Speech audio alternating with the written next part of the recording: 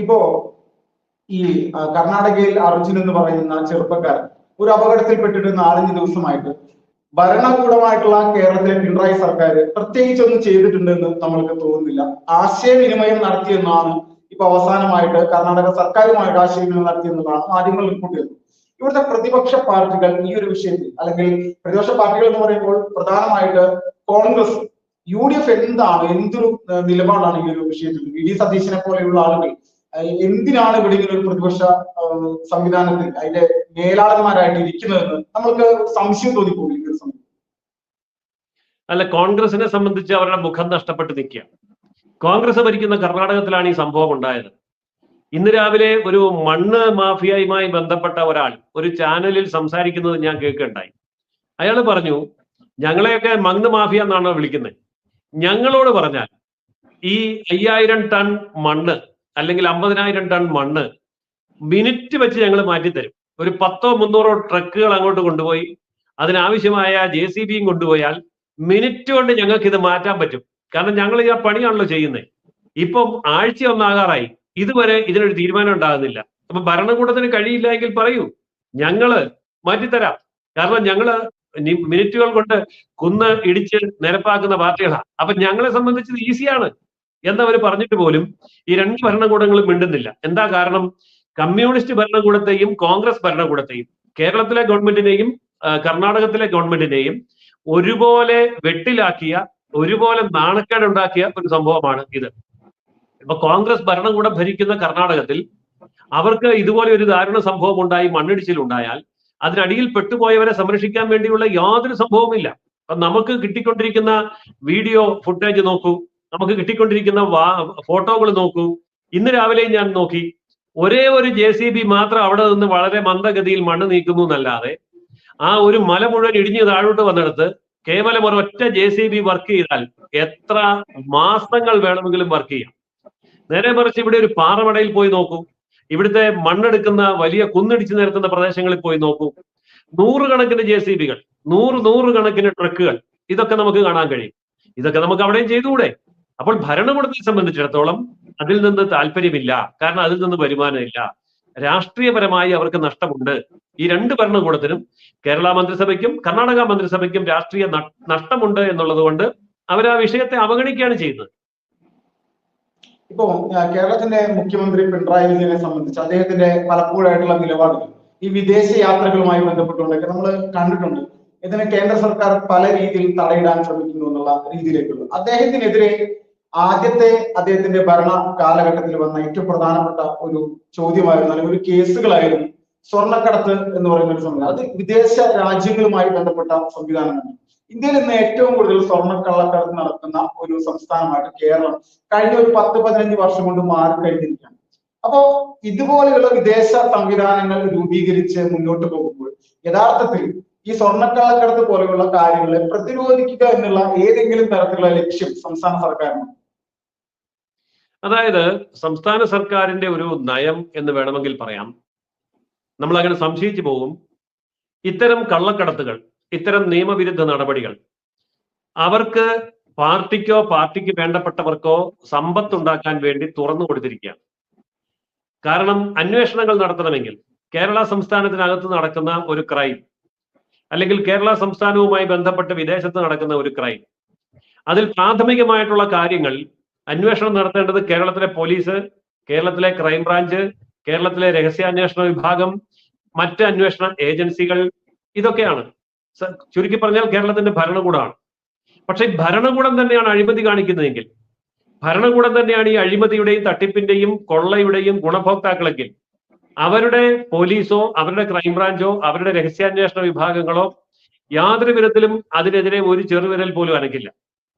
എന്നാൽ ഫെഡറൽ സംവിധാനം അനുസരിച്ച് ഭരിക്കപ്പെടുന്ന ഒരു രാജ്യത്ത് ഒരു സംസ്ഥാന ഭരണകൂടത്തിന്റെ അനുമതിയില്ലാതെ കേന്ദ്ര ഗവൺമെന്റിന് നേരിട്ട് ഈ വിഷയത്തിൽ ഇടപെട്ടുകൊണ്ട് ഈ പറഞ്ഞ കാര്യങ്ങൾ ചെയ്യാൻ സാധ്യമല്ല.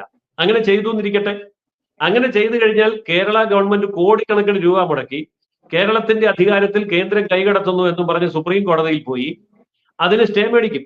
ഇപ്പോൾ നമ്മൾ കണ്ടുകൊണ്ടിരിക്കുന്ന കാര്യമാണല്ലോ. നിരവധി കാര്യങ്ങളിൽ കേരള ഗവൺമെന്റ് കേന്ദ്ര ഗവൺമെന്റിനെതിരായിട്ടും ഗവർണർക്കെതിരായിട്ടും കേസ് നടത്തുകയും സ്റ്റേ മേടിക്കുകയും ചെയ്തുകൊണ്ടിരിക്കുകയാണ്. അപ്പോൾ കുറ്റവാളി എന്ന് പറയുന്നത് ഒരു ഭരണകൂടം തന്നെ ആകുമ്പോൾ ഉണ്ടാകുന്ന ചില ലിമിറ്റേഷനുകളുണ്ട്. ആ ലിമിറ്റേഷനുകളുടെ മറ പിടിച്ചുകൊണ്ടാണ്, ആ ഇമ്മ്യൂണിറ്റി ഉപയോഗപ്പെടുത്തിക്കൊണ്ടാണ് തീർച്ചയായിട്ടും കേരളത്തിലെ ഭരണകൂടം ഇത്ര വലിയ കൊള്ള നടത്തിക്കൊണ്ടിരിക്കുന്നത്. ഇപ്പോ ഈ അർജുനന്റെ സ്ഥാനത്ത് മറ്റേതെങ്കിലും ഒരു ആളായിരുന്നെങ്കിൽ, പ്രത്യേകിച്ച് ഒരു അഹമ്മദോ അല്ലെങ്കിൽ വേറെ അഹമ്മദ് കുട്ടിയൊക്കെ ആയിരുന്നെങ്കിൽ നമ്മുടെ ഈ സംസ്ഥാനത്ത് ഇപ്പൊ എന്തെല്ലാം കാര്യങ്ങൾ, ഏതെല്ലാം പാർട്ടികൾ ഇപ്പോ ഇടപെട്ട് ന്യൂനപക്ഷ വോട്ട് ബാങ്ക്, ന്യൂനപക്ഷ സംരക്ഷണം എന്നൊക്കെ പറഞ്ഞിട്ട് ആരെല്ലാം ഇപ്പോ ഇടപെട്ട് സർക്കാരിന്റെ നിലപാട് എന്തായിരിക്കും ഈ ഒരു സമയം? ഇതിപ്പോ ഒരു ചോദ്യം പോലും അല്ല. കാരണം നമ്മൾ നിരവധി കാര്യങ്ങൾ കണ്ടുകൊണ്ടിരിക്കുകയാണ്. ഏതെങ്കിലും ഒരു ദുരന്തത്തിൽപ്പെടുന്ന വ്യക്തിയുടെ മതം ന്യൂനപക്ഷ മതമാണെങ്കിൽ ആ കാര്യത്തിൽ സംസ്ഥാന ഗവൺമെന്റിന് അങ്ങേയറ്റത്തെ ജാഗ്രതയുണ്ട്. സംസ്ഥാനത്തെ UDF-ന്, കോൺഗ്രസ് പാർട്ടിക്ക് അങ്ങേയറ്റത്തെ ജാഗ്രതയുണ്ട്. എത്ര ലക്ഷം രൂപ, കോടി രൂപ വേണമെങ്കിലും മുടക്കാൻ തയ്യാറാണ്, ജോലി കൊടുക്കാൻ തയ്യാറാണ്. നമുക്കറിയാമല്ലോ, കോഴിക്കോട് ഒക്കെ ഉണ്ടായ മാൻഹോൾ ദുരന്തത്തില് അകപ്പെട്ടു പോകുന്ന വ്യക്തികളുടെ മതം നോക്കി മാത്രം നടപടിയെടുത്ത ഭരണകൂടമാണ് കേരളം ഭരിക്കുന്നത്.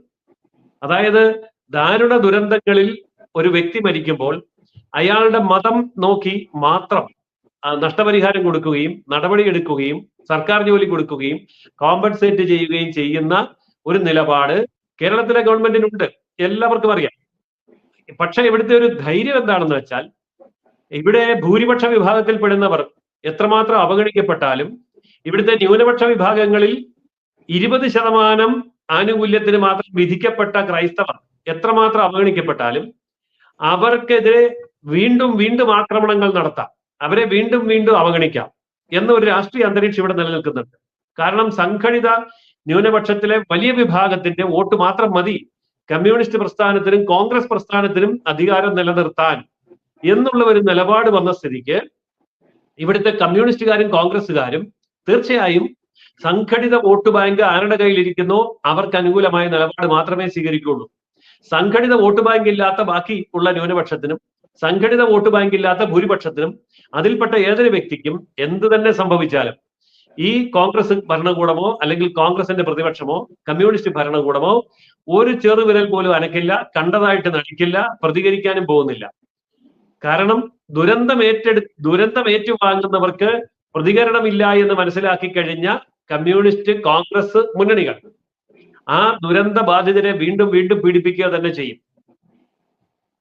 ഇപ്പോ കേരളത്തിന്റെ ഒരു രാഷ്ട്രീയ അവസ്ഥ വെച്ചിട്ട് ഈ പാർലമെന്റ് തെരഞ്ഞെടുപ്പിൽ ഇടതുപക്ഷത്തിന് വലിയ രീതിയിലൊരു തിരിച്ചടി ഉണ്ടായിട്ടുണ്ടായിരുന്നു. ഈ തിരിച്ചടി വരാനിരിക്കുന്ന തിരഞ്ഞെടുപ്പുകളിൽ അതേപോലെ തന്നെ ഉണ്ടാകാനുള്ള സാധ്യത, അല്ലെങ്കിൽ 2021 ഒരു വലിയൊരു സംവിധാനത്തിലൂടെ LDF സർക്കാർ തിരിച്ചു വന്നിരുന്നു. ഒരു കിറ്റെല്ലാം കൊടുത്തു എന്നുള്ളതൊക്കെയാണ് അതിന്റെ വോട്ട് നേടാനുള്ള ഒരു കാര്യമായിട്ട് കണ്ടത്. പക്ഷെ ആ ഒരു സാഹചര്യത്തിലേക്ക് ഇനി കേരളത്തിലെ ജനങ്ങൾ ചിന്തിക്കാനുള്ള സാധ്യത? കേരളത്തിലെ ജനതയായതുകൊണ്ട് എങ്ങനെ ചിന്തിക്കുമെന്ന് നമുക്ക് പറയാൻ പറ്റില്ല. ഇപ്പോൾ കേരളത്തിലുള്ള രാഷ്ട്രീയ സാഹചര്യം വെച്ച് നോക്കിയാൽ കേരളത്തിൽ 2 മുന്നണി സംവിധാനം അസ്തമിച്ചു. 3 മുന്നണികളുണ്ട്. പണ്ടൊക്കെ LDF-ഉം UDF-ഉം മാത്രമായിരുന്നു. പക്ഷേ ഈ ഒരു പാർലമെന്റ് തെരഞ്ഞെടുപ്പോടുകൂടി കേരളത്തിൽ ഇപ്പോൾ 3 മുന്നണികളുണ്ട്. അതായത് NDA എന്ന മുന്നണി 20% വോട്ട് നേടിയിരിക്കുന്നു. സുരേഷ് ഗോപി എന്ന് പറയുന്ന ഒരു MP നേടിയിരിക്കുന്നു. കേരളത്തിലെ 11 അസംബ്ലി മണ്ഡലങ്ങളിൽ 1-ാം സ്ഥാനത്തും 8 അസംബ്ലി മണ്ഡലങ്ങളിൽ 2-ാം സ്ഥാനത്തും എത്തിയിരിക്കുന്നു. 60 അസംബ്ലി മണ്ഡലങ്ങളിൽ 35,000-ന് മുകളിൽ വോട്ട് വാങ്ങിച്ചിരിക്കുന്നു. ഇതെല്ലാം വെച്ച് നോക്കുമ്പോൾ തീർച്ചയായും കേരളത്തിൽ ഒരു 3-ാം മുന്നണി ശക്തമാണ്. അതുകൊണ്ട് ഈ 3 മുന്നണികൾ ശക്തമായി നിൽക്കുന്ന ഈ സാഹചര്യത്തിൽ സംഭവിക്കാൻ പോകുന്നത്, നാളിതുവരെ ഇടതുപക്ഷത്തിനെതിരെ ഒരു വികാരമുണ്ടായാൽ ആ വോട്ട് UDF-ന് കിട്ടുമായിരുന്നു. UDF-നെതിരെ ഒരു വികാരമുണ്ടായാൽ ആ വോട്ട് LDF-ന് കിട്ടുമായിരുന്നു. പക്ഷെ ഇനി അങ്ങനെ ഒരു സംഭവം ഉണ്ടാകാൻ പോകുന്നില്ല. LDF-നെതിരെ ഉണ്ടാകുന്ന വികാരം UDF-ന് മാത്രമായിട്ട് പോയിരുന്നുവെങ്കിൽ സുരേഷ് ഗോപി ജയിക്കുമായിരുന്നില്ല. അപ്പോൾ LDF-നെതിരെ ഉണ്ടാകുന്ന വികാരം UDF-ലേക്കല്ല പോകുന്നത്, BJP-യിലേക്കാണ് പോകുന്നത് എന്ന് മനസ്സിലായി. അതുപോലെ തന്നെ UDF-നെതിരായിട്ടുണ്ടാകുന്ന വികാരവും അത് NDA-യിലേക്കാണ് പോകുന്നത് എന്ന് മനസ്സിലായി. അപ്പോൾ ഈ 2 മുന്നണികൾക്കും എതിരായിട്ടുള്ള ജനവികാരം BJP-ക്ക് ഗുണകരമായി മാറുകയും BJP-യുടെ വോട്ടായി മാറുകയും ചെയ്താൽ വരാൻ പോകുന്ന പഞ്ചായത്ത് തെരഞ്ഞെടുപ്പിൽ BJP മുന്നണി, ദേശീയ ജനാധിപത്യ സഖ്യം വളരെ വലിയ മുന്നേറ്റം നടത്തും എന്ന കാര്യത്തിൽ എല്ലാവർക്കും ഉറപ്പുണ്ട്. പക്ഷേ ഈ ഉറപ്പ് ഏറ്റവും കൂടുതലുള്ളത് LDF-നും UDF-നുമാണ്.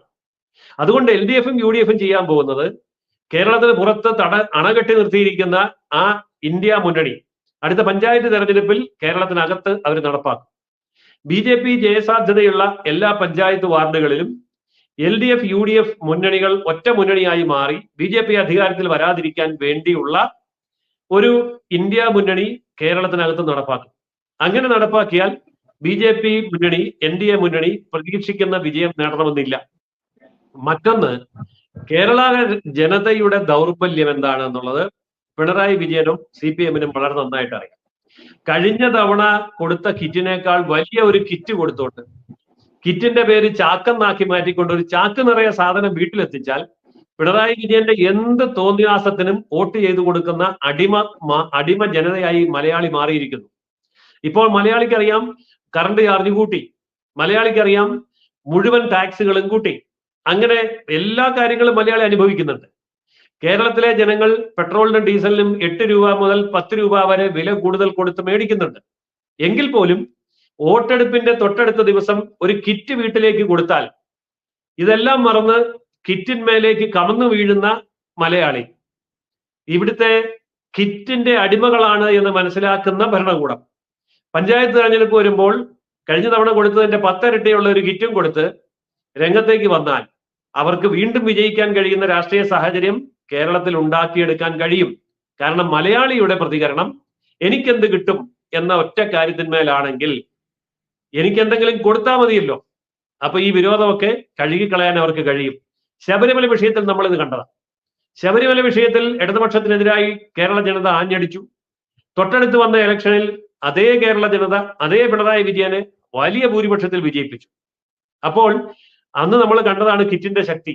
ഇത്തവണ കുറെ കൂടി വലിയ കിറ്റ് കൊടുത്തുകൊണ്ട് വലിയ ഭൂരിപക്ഷം നേടാനുള്ള ശ്രമമായിരിക്കും CPM നടത്തുന്നത്. അതിനെ പിന്തുണയ്ക്കാനുള്ള ശ്രമമായിരിക്കും കോൺഗ്രസ് പാർട്ടി നടത്തുന്നത്. ഇന്ത്യ മുന്നണി ഒന്നിച്ചു നിന്നുകൊണ്ട് ഒരു കിറ്റും ചുവന്നുകൊണ്ട് മലയാളിയെ വീണ്ടും അടിമയാക്കാൻ പോകുന്ന തെരഞ്ഞെടുപ്പായിരിക്കാം ഒരുപക്ഷെ വരാൻ പോകുന്ന തെരഞ്ഞെടുപ്പ്.